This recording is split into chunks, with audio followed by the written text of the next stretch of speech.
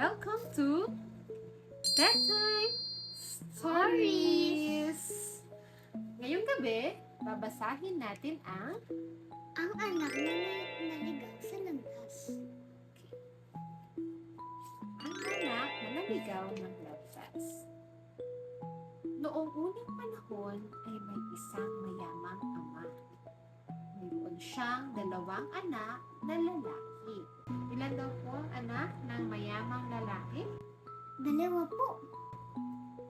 Isang araw, kinausap ng bunsong anak ang kanyang tatay. Tay, ibigay na po ninyo sa akin ang aking mana.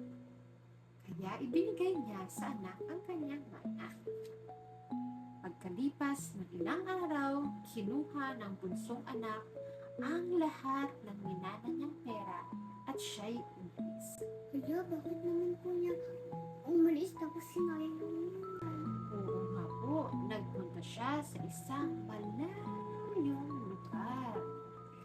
Ginasta niya ang lahat ng pera na binigay ng kanyang ama. Naubos lahat ng pera niya at wala na siyang makain.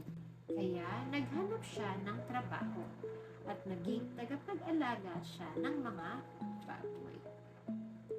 Gutom na gutom siya at halos kainin na niya ang kain ng mga baboy. Kawawa naman sana.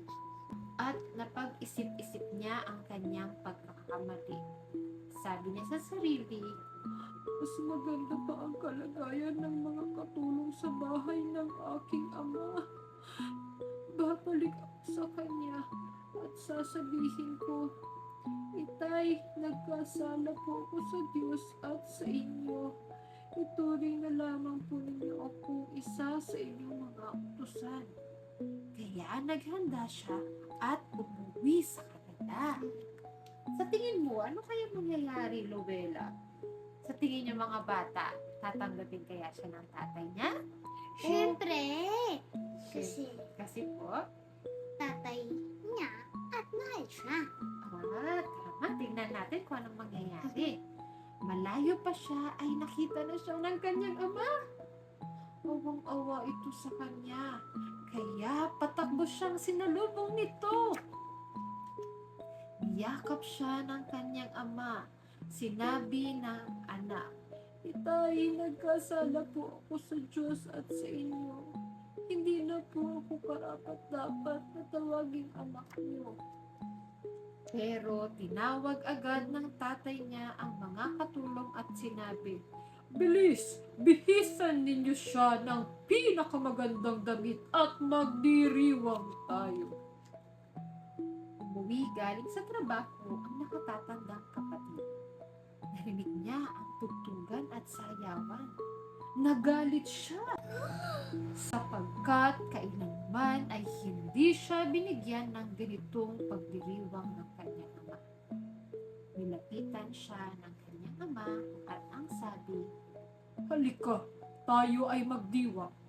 Akala natin ay patay na ang iyong kapatid, pero siya ay naririto ng muli. Ito ay dapat nating ikagala. Ganda po ng kwento, no? Mga bata, may natutunan ba kayo sa ating kwento ngayong gabi?